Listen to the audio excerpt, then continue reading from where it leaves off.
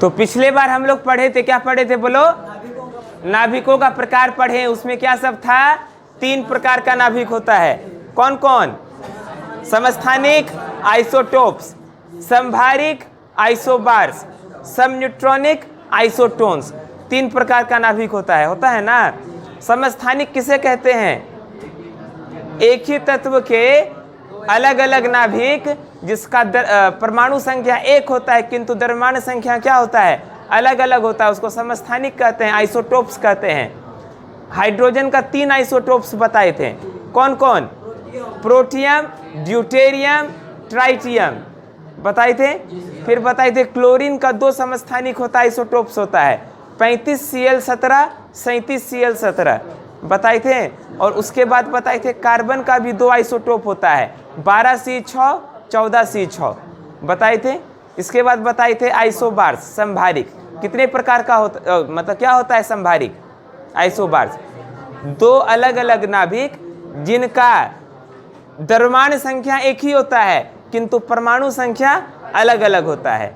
ठीक है, इसका उदाहरण में क्या बताए थे? एक बताए थे 40K19, 40Ca20। ये दोनों क्या है? आइसोबार्स है। फिर सम न्यूट्रॉनिक बताए थे। सम न्यूट्रॉनिक का मतलब 2 ऐसे नाभिक जिनमें न्यूट्रॉनों की संख्या 1 बराबर होती है, उसको क्या कहते हैं? सम न्यूट्रॉनिक कहते हैं। उदाहरण में बताए थे 8Be4 और 7Li3 बताए थे। ये दोनों क्या है? सम न्यूट्रॉनिक है। और 3H1 और 4Li2 ये भी क्या है? सम न्यूट्रॉनिक है। कोई दिक्कत नहीं। हाँ, आज हम लोग चर्चा करेंगे एटॉमिक मास यूनिट क्या होता है। एटॉमिक मास यूनिट हिंदी में इसको कहते हैं परमाणु द्रव्यमान मात्रक। क्या कहते हैं? परमाणु द्रव्यमान मात्रक, एटॉमिक मास यूनिट। इसी को शॉर्ट में AMU कहा जाता है। शॉर्ट में क्या कहते हैं? AMU। ठीक है ना। ये परमाणु के भार को मापने का एक तरीका है ना।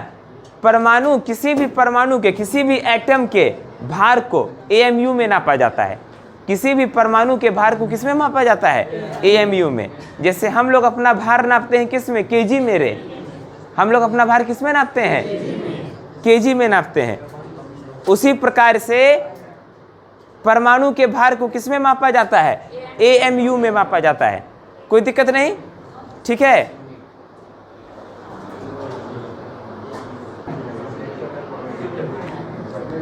एटॉमिक मास यूनिट, परमाणु द्रव्यमान मात्रक। तो परमाणु के द्रव्यमान को AMU में मापा जाता है। इसकी परिभाषा क्या है? देखो, इसकी परिभाषा के लिए कार्बन 12 को चुना जाता है। किसको चुना जाता है? कार्बन 12। कार्बन का 2 आइसोटोप होता है, कल बताए थे, समस्थानिक होता है, 12C6 और 14C6।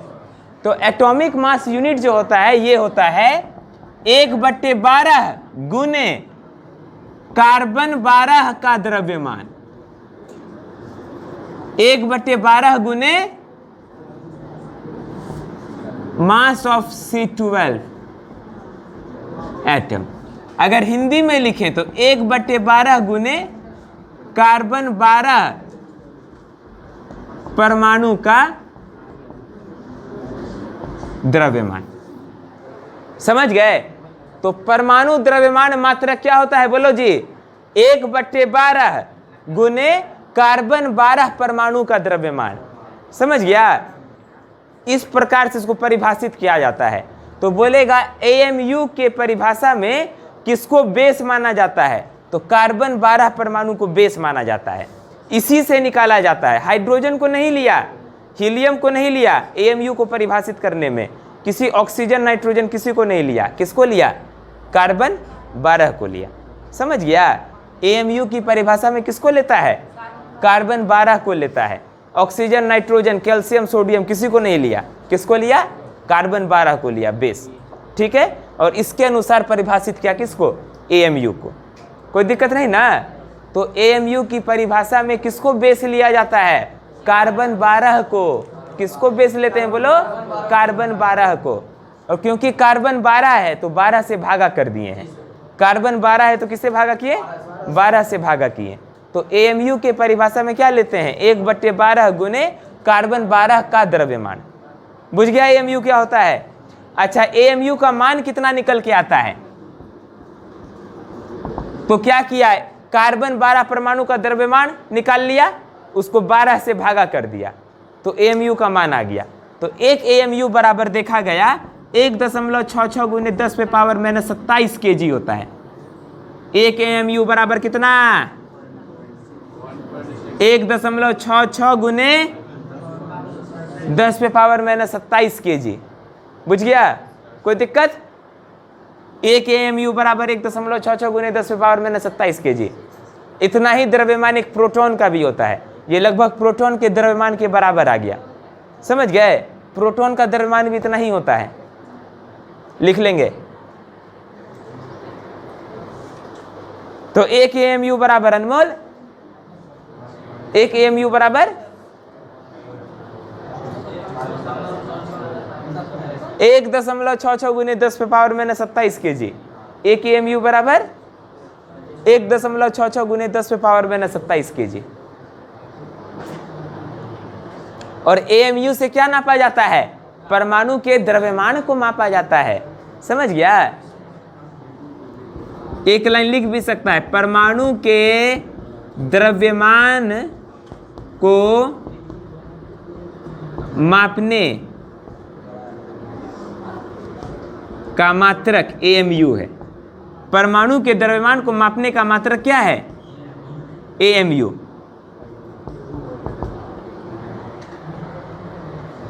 परमाणु के द्रव्यमान को मापने का मात्रक AMU है।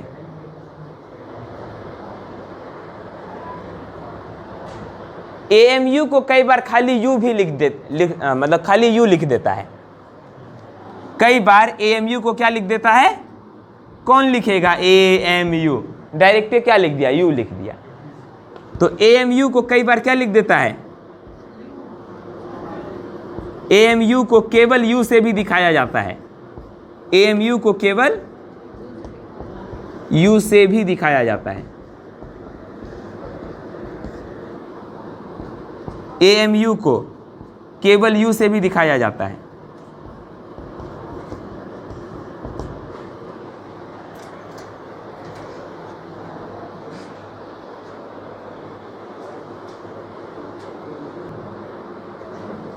तो एक AMU बराबर कितना हो गया बोलो? 1.66 गुने 10⁻⁻27 kg। कोई दिक्कत नहीं। अच्छा देखो, एक आइंस्टीन का फॉर्मूला है, पिछले चैप्टर में बताए थे, E बराबर mc²। बताए थे आइंस्टीन का जो फॉर्मूला है क्या बोलो? E बराबर mc²। देखो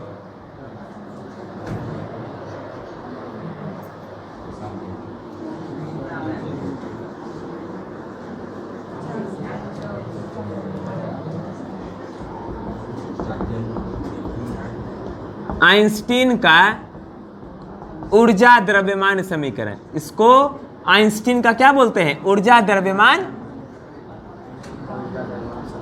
समीकरण कहते हैं। Einstein's mass energy equation, Einstein का मास एनर्जी इक्वेशन। आई क्या होता है? E बराबर mc²। आइंस्टीन का द्रव्यमान ऊर्जा समीकरण क्या है? m से द्रव्यमान, E से ऊर्जा। तो आइंस्टीन का द्रव्यमान ऊर्जा समीकरण क्या है? E बराबर mc²। बोलेगा एटॉमिक मास यूनिट AMU क्या बताता है? ये एक प्रकार का द्रव्यमान है जी। ये क्या है? एक प्रकार का द्रव्यमान है, क्योंकि एक AMU बराबर kg में आया है कि नहीं? एक AMU का मान किस में आया है? kg में। तो AMU क्या है? द्रव्यमान को मापने का तरीका है। और किसके द्रव्यमान को मापते हैं AMU में? परमाणु के द्रव्यमान को मापते हैं, है ना? परमाणु के द्रव्यमान को मापते हैं AMU में। समझ गया?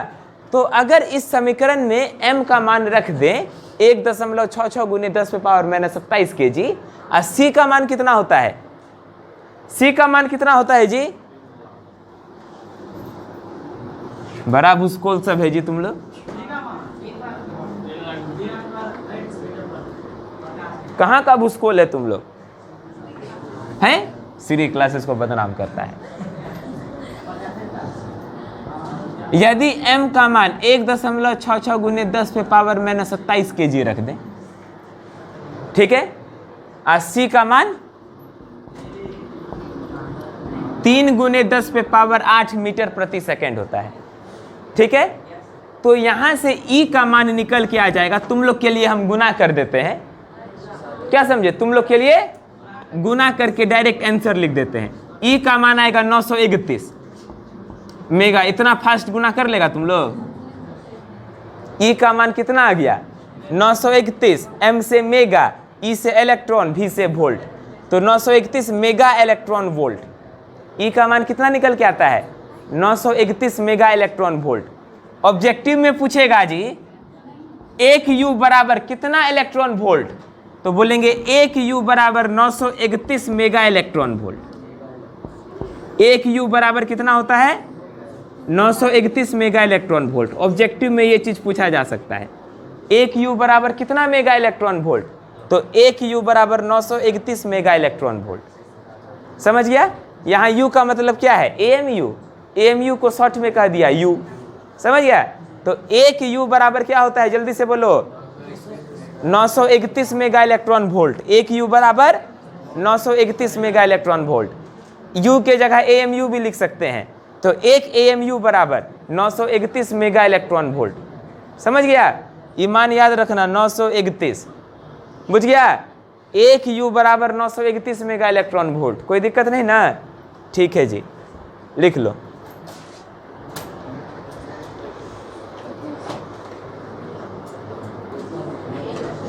अगला टॉपिक लिखेंगे नाभिक की त्रिज्या। नाभिक है ना, रेडियस ऑफ न्यूक्लियस। नाभिक जो होता है उसकी त्रिज्या क्या होती है? देखो जी, ये परमाणु है, परमाणु से 10 पे पावर 5 गुना छोटा होता है नाभिक। बताए थे ना तुम लोगों को, परमाणु से बहुत छोटा होता है नाभिक। यदि परमाणु का आकार किस कोटि का होता है? 10 पे पावर माइनस 10 मीटर कोटि का, तो नाभिक का आकार 10 पे पावर माइनस 15 मीटर कोटि का होता है ना।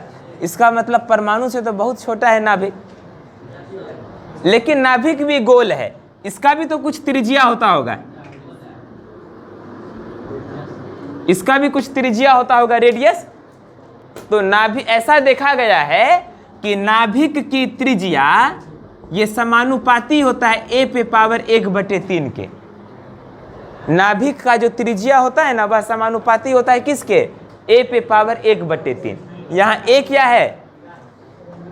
a द्रव्यमान संख्या जी, कहीं पे भी a आएगा, a का मतलब द्रव्यमान संख्या होता है। बुझ गया? द्रव्यमान संख्या मतलब प्रोटॉन और न्यूट्रॉन को जोड़ देते हैं तभी द्रव्यमान संख्या आता है। द्रव्यमान संख्या कहाँ से आता है? प्रोटॉन और न्यूट्रॉन को जोड़ दो तो उससे क्या आता है? द्रव्यमान संख्या आता है। तो ऐसा देखा गया है कि नाभिक की त्रिज्या जो होती है वह समानुपाती होती है किसके? द्रव्यमान संख्या के पावर 1/3 के। समझ गया? इस चिन्ह को हटाते हैं तो r बराबर r0 a पे पावर 1/3 आता है। तो नाभिक की त्रिज्या का सूत्र है r बराबर r0 a पे पावर 1/3, है ना। नाभिक की त्रिज्या का सूत्र, इसको याद रखेंगे। समझ गया? लिखो, नाभिक की त्रिज्या का सूत्र r बराबर r0 a पे पावर 1/3। तो नाभिक की त्रिज्या क्या होता है बोलो? r बराबर r0 a पे पावर 1/3 होता है। कोई दिक्कत नहीं। यहाँ r0 जो है एक कांस्टेंट है जिसका मान होता है 1.2 FM। r0 का मान क्या होता है बोलो? 1.2 FM। FM का मतलब बोलो तो फेम्टोमीटर। क्या होता है? फेम्टोमीटर। समझ गया? r0 का मान होता है 1.2 फेम्टोमीटर। अच्छा देखो, ये जो फेम्टोमीटर इकाई है इसका उपयोग नाभिक के आकार को मापने में ही किया जाता है, क्योंकि यह बहुत छोटी इकाई है। इसका उपयोग कहीं और नहीं करते हैं। केवल किसमें करते हैं एफएम का उपयोग? नाभिक के आकार को मापने में करते हैं। समझ गया? तो नाभिक का जो आकार होता है त्रिज्या, वो r बराबर r0 a पे पावर 1/3। r0 का मान कितना है? 1.2 FM। कोई दिक्कत नहीं। अच्छा, यहीं से अब हम लोग निकाल सकते हैं नाभिक का घनत्व। क्या निकाल सकते हैं? नाभिक का घनत्व। नाभिक का घनत्व मतलब डेंसिटी। नाभिक का डेंसिटी कितना होता है? देखो, नाभिक एक्चुअल में बहुत घना होगा, क्योंकि छोटा सा नाभिक है, इसमें सभी प्रोटॉन और सभी न्यूट्रॉन रहता है ना। इसका मतलब नाभिक जो होता है बाबू, यह बहुत घना होता है। ऐसा देखा गया है कि जितना भी कोई भी नाभिक लेंगे, सभी का घनत्व लगभग बराबर होता है। सभी नाभिक का घनत्व क्या होता है? लगभग बराबर होता है। चाहे हाइड्रोजन का नाभिक ले लें, हाइड्रोजन सबसे छोटा होगा। हाइड्रोजन जो होगा बाबू, वह सबसे छोटा परमाणु है। हाइड्रोजन का परमाणु क्या होगा बोलो जी? सबसे छोटा तत्व हाइड्रोजन है। और बहुत बड़ा तत्व का नाम बताओ तो? यूरेनियम। यूरेनियम क्या होगा? बहुत बड़ा तत्व होगा। यूरेनियम क्या होगा? बहुत बड़ा तत्व है। तो चाहे हाइड्रोजन का नाभिक लेंगे, चाहे यूरेनियम का नाभिक लेंगे, दोनों के नाभिक का घनत्व जो आएगा लगभग बराबर आएगा। क्या समझे? इससे ये पता, कंक्लूजन क्या है? कंक्लूजन ये है कि सभी नाभिक का घनत्व एक बराबर होता है। सभी नाभिक का घनत्व क्या होता है? एक बराबर हो सकता है। सभी का आकार अलग अलग होगा, त्रिज्या अलग अलग होगा, लेकिन घनत्व क्या होगा? बराबर होगा। लिख लो यहां, नाभिक का घनत्व सभी नाभिकों का घनत्व लगभग बराबर आता है। सभी नाभिकों का घनत्व लगभग बराबर आता है।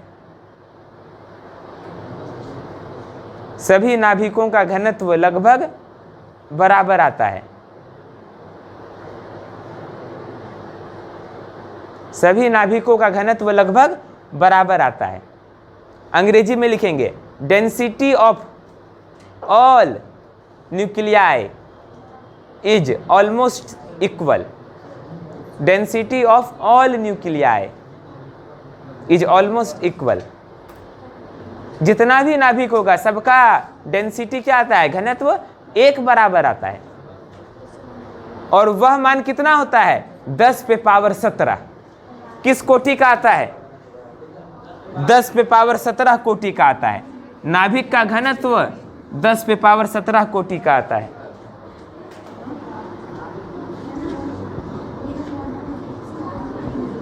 नाभिक का घनत्व माइनस में नहीं, प्लस में 10 पे पावर 17। घनत्व का ऐसा ही मात्रा केजी प्रति मीटर क्यूब। तो नाभिक का घनत्व 10 पे पावर 17 केजी प्रति मीटर क्यूब कोटि का होता है।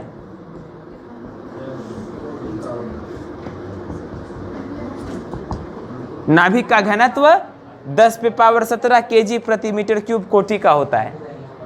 समझ गया? अंग्रेजी में लिख देगा, डेंसिटी ऑफ न्यूक्लियस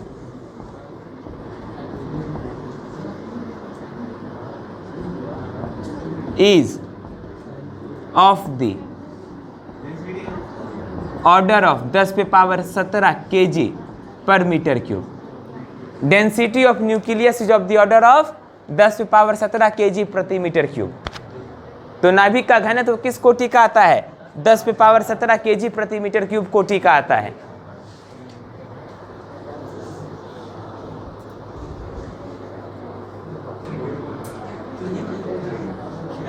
देखेंगे द्रव्यमान क्षति किससे कहते हैं।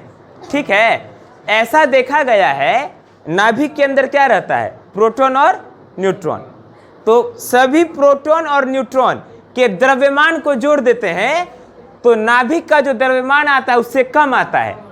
नाभिक का द्रव्यमान उसमें स्थित प्रोटॉनों तथा न्यूट्रॉनों के द्रव्यमानों के कुल योग से कुछ कम होता है।